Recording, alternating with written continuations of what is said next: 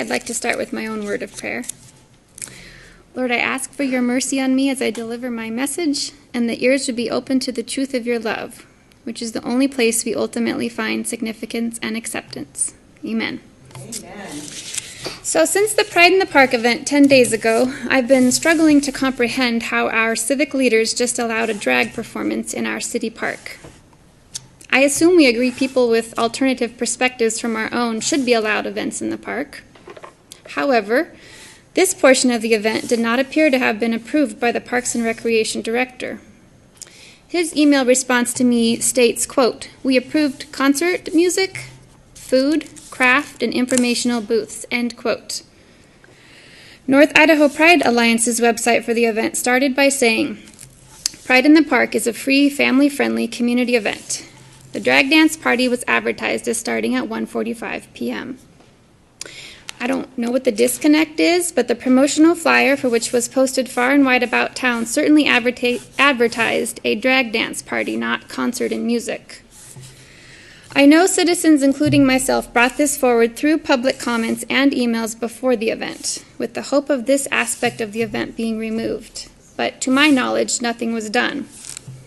You might be surprised how upsetting this was. I talked to lots of other moms in my circle, and this wasn't okay. In my opinion, this is damaging your trust with the community. This is not hate speech. I'm not a white supremacist. I'm a mom. Why was this not stopped? Isn't it funny how we go from this book in the children's library, The Hips on the Drag Queen Go Swish, Swish, Swish, to the manifestation of the real thing in our city park? It's an obvious grooming scenario. And the videos and picture evidence brought forward are really damning at this point.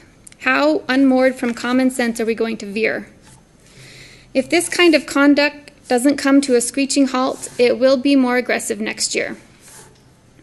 Most Americans would likely agree that subjecting children to sexualized drag performance is inherently predatory. And by the way, I would feel the same way if we had women stripping for an event in the community park. This is patently offensive to the prevailing standards in the community. We can't do love is love for everything. It's a popular slogan, I know, but it's a permission slip for anything. What happens when it's a 40-year-old guy who loves a 7-year-old girl? At some point, you bump up against the law, at least hopefully. Though I obviously didn't take my own children to this, many youth were there. Again, as a mom, I believe this is damaging, if not dangerous, to children. Whether that be your own or some 10-year-old kid on his bike that rode through the park and got the shock of his life that day. Perhaps you were hoping this would be swept under the rug and quickly forgotten.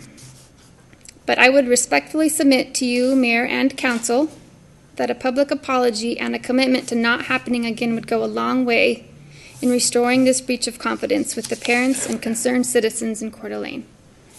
Thank you. Thank you.